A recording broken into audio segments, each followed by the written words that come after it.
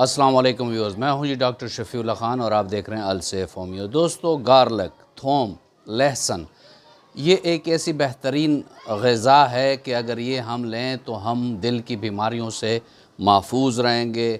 آرتیریوسکلروسس اگر ہو جائے، یعنی آرٹریز کا سخت ہو جانا یا اس میں کولیسٹرول کے ڈپازٹ آ جانا، یہ اس کو بھی ختم کرتی ہے اور خون کو روانی کے ساتھ دل میں سرکولیٹ کرتی ہے۔ ساتھ میں یہ ہائی بلڈ پریشر کو بھی کنٹرول کرتا ہے جو کہ ہائی کولیسٹرول کی وجہ سے ہو۔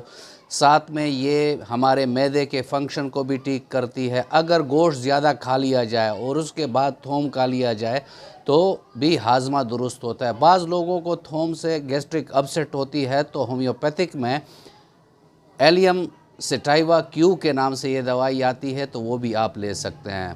ویڈیو کو لائک اور شیئر کر دیں اور چینل کو سبسکرائب کر دیں۔